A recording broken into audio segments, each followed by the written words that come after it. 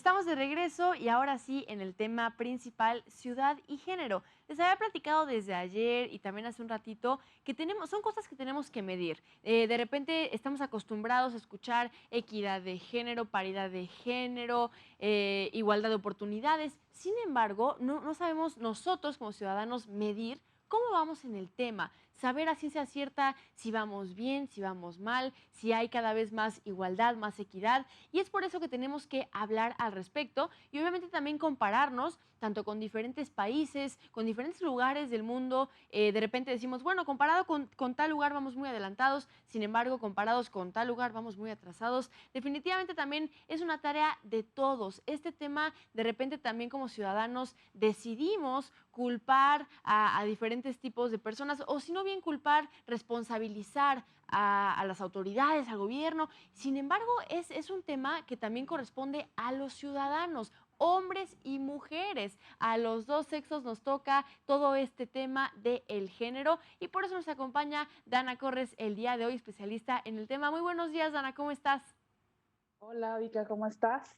Muy bien, ¿y tú? Bien, también. Aquí contenta de estar contigo y con tu audiencia.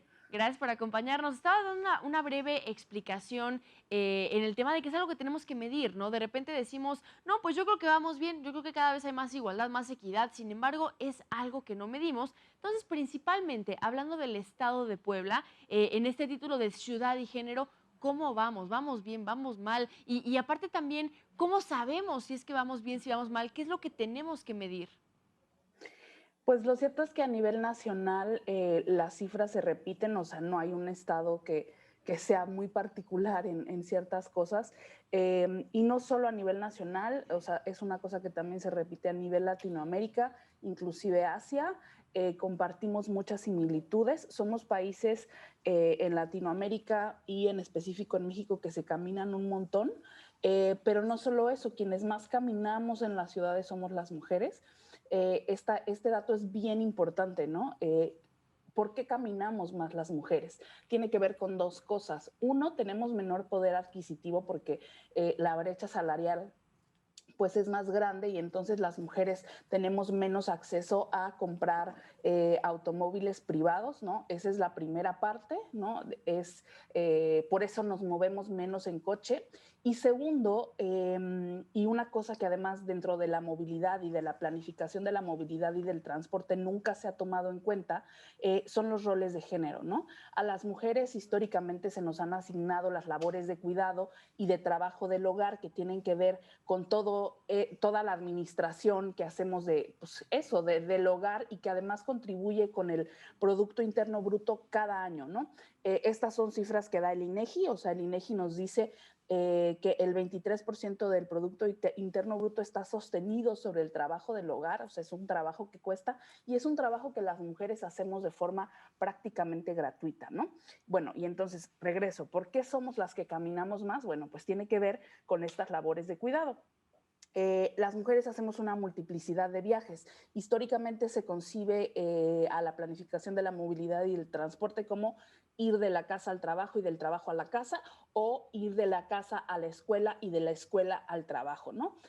Sin embargo, estos en su mayoría e históricamente son viajes realizados por los hombres, dado que las mujeres teníamos que permanecer en el espacio privado. Digamos, conforme fue avanzando el siglo pasado, derivado del sistema económico y que las mujeres nos empezamos a integrar a las actividades económicas para contribuir con la economía familiar, pues bueno, las mujeres ya ahora no solo hacemos labores de cuidado, sino que también hacemos labores de trabajo, perdón, o sea, no solamente hacemos trabajo de cuidado, sino que también nos integramos a las actividades económicas. Entonces eso significa que tenemos una doble jornada y de por sí nosotras ya trabajábamos, ¿no? En el trabajo del hogar. Entonces, lo que pasa ahora es que las mujeres, les digo, hacemos esta multiplicidad de viajes. Llevamos a los niños a la escuela, regresamos, vamos al mercado, pagamos servicios, hacemos una serie de cosas y esto hace que no solamente nuestros viajes sean del trabajo a la casa y del de la casa al trabajo, porque además transportamos personas, compramos cosas. Entonces, nuestros viajes se les llama viajes encadenados, ¿no? Y pues si También piensas, te iba a a preguntar, ver, ahora que lo mencionas, creo que a ver. también ahorita viene un movimiento muy grande, las famosas nenis, las mujeres que se dedican a vender por medio de Facebook, por medio de Instagram, por Ujú, medio de WhatsApp, estas mujeres que vemos súper activas, bueno, haciendo un negocio que se llama negocio informal. Sin embargo, te iba a ujú. preguntar, ¿este tipo de negocios ahora con los datos que dices, se toman en cuenta? Desafortunadamente en las ciudades de México, solamente en la Ciudad de México medimos cómo se está moviendo la gente, pero históricamente no se mide la movilidad del cuidado, así se le llama, movilidad del cuidado, que tiene que ver con todos los viajes que hacemos a razón de transportar personas o comprar mercancías para la casa o para la administración del hogar, y estos viajes no se toman en cuenta. En la Ciudad de México es el único lugar donde más o menos podemos sacar estos datos y lo que vemos es que ahora ya no hay 2 horas pico. Anteriormente había 2 horas pico, ¿no? En la entrada de los trabajos y de las escuelas y en la salida de las escuelas y los trabajos. Ahora hay más horas pico que tienen que ver con los viajes de las mujeres y los viajes de las mujeres a los mercados, de las mujeres que van por los niños y las niñas a la escuela, etcétera, ¿no? Y te digo, esto se repite. Y como te decía, dado que las mujeres tenemos un menor poder adquisitivo, entonces nos alcanza menos para tantos viajes en autobús. O sea, si tú lo piensas en autobús en cualquier ciudad del interior de la República, son bastante caros. Es caro el transporte en México. Ahora Entonces, que, sí. perdóname, ahora que mencionas que las mujeres tenemos ya medido un menor poder adquisitivo, ¿esto por qué? ¿Falta de oportunidades o porque Sí. trabajamos igual y se nos paga menos? Por qué es algo medible? ¿Qué es lo que ha pasado? Bueno, la brecha salarial sí está, o sea, medida, ganamos menos, tenemos menos acceso a trabajo formal, tenemos menos acceso a, por ejemplo, beneficios que tienen que ver con seguridad social. Por ejemplo, el trabajo del hogar remunerado, ¿no? Que son las trabajadoras del hogar, son totalmente mujeres, más del 90% de las trabajadoras del hogar son mujeres y, por ejemplo, es un trabajo que está muy mal pagado y que hasta la fecha no tiene seguridad social. Apenas empezamos a ver como acciones que tienen que ver con mejorar el acceso de las mujeres trabajadoras del hogar a seguridad social, pero ese es por ponerte un ejemplo, ¿no? Tenemos menos trabajo formal y está peor pagado para las mujeres. Y también tiene que ver con la movilidad, es decir, si tú vives en la periferia, ¿no? Vives en un fraccionamiento de Infonavit que fue para lo único para lo que tu familia le alcanzó a comprar y vives en las afueras de la ciudad, vas a tener menos acceso a las zonas de empleo, ¿no? Pero además vas a tener que hacer todas estas actividades que te digo, ir por los niños a la escuela, ir al mercado, ir a una serie de cosas y entonces, ¿qué vas a decir? Pues tengo que administrar mejor el dinero, entonces voy a tener que caminar más y entonces a lo mejor, justo en vez de aceptar un trabajo de medio tiempo que me van a pagar peor o un trabajo que me va a quedar muy lejos y no me va a permitir estar con mi hijo o hija o ir por ella o él a la escuela, ¿qué hago? Pues trabajo informal, ¿no? Y entonces, pues por ejemplo, ahí vemos, como dices tú, a las nenis o vemos una serie sí, de empleos que entran dentro de la economía informal. Entonces, las mujeres de alguna forma estamos atrapadas en un círculo vicioso donde la administración de nuestro tiempo está todo el tiempo mermada por la movilidad. O sea, pensemos en todo esto, ¿no? Además de que caminamos más, pero piensa en la periferia. ¿Cuáles son las opciones de transporte que hay en la periferia? ¿De verdad el transporte público en la periferia es bueno? ¿De verdad las mujeres, por ejemplo, se pueden mover en bicicleta? Habrá mujeres que puedan hacerlo, pero habrá mujeres que no porque tienen 2 o 3 hijos y entonces ¿cómo lo subes a la bicicleta? Y una bicicleta que tenga, por ejemplo, una serie de aditamentos para llevar niños o niñas y bolsas, pues es más cara, ¿no? Entonces, por eso las mujeres caminamos más.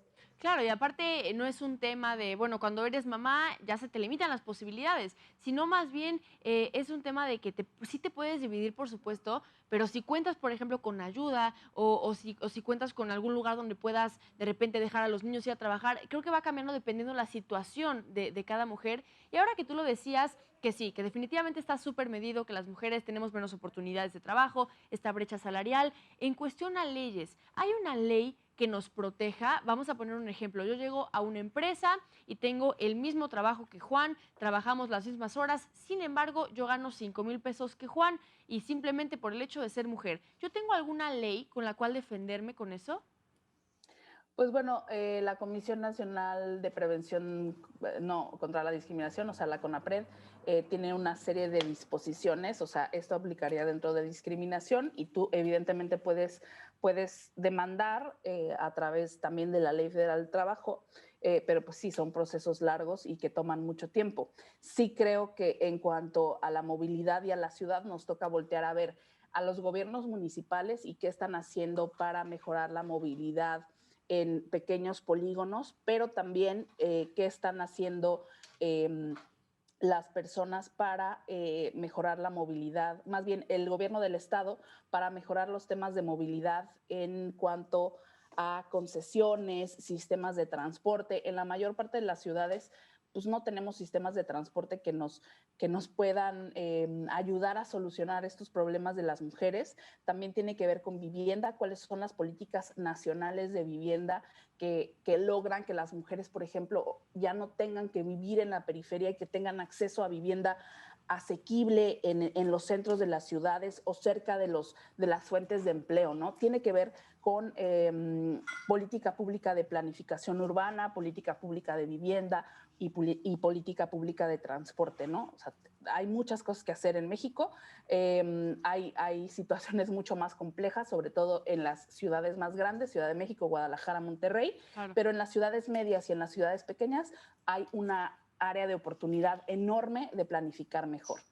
Ahora tengo dos últimas preguntas. Yo al principio decía que es importante la comparación. Creo que la comparación nos sirve para saber dónde estamos parados. De repente decimos, no, México es un país muy cerrado, sin embargo vemos a un país musulmán y decimos, no, bueno, hemos avanzado mucho y bueno, en diferentes comparaciones podemos estar adelante o atrás. Y quería preguntarte también, ¿qué país podemos nosotros tomar como ejemplo para poder justamente ir avanzando? Un país que tú consideres que en este tema de movilidad y género está excelentemente bien planeado, existen este tipo de transportes que son económicos o que tal vez incluso tu trabajo te incluya este transporte. A mí se me viene a la mente, no sé, por ejemplo, Alemania, que sé que tiene uno de los mejores transportes del mundo, infraestructura, y bueno, sales de verdad de donde quieras, de un lago, de un súper, de una escuela, y tienes ahí el transporte y esto evidentemente pues ayuda y facilita esta movilidad,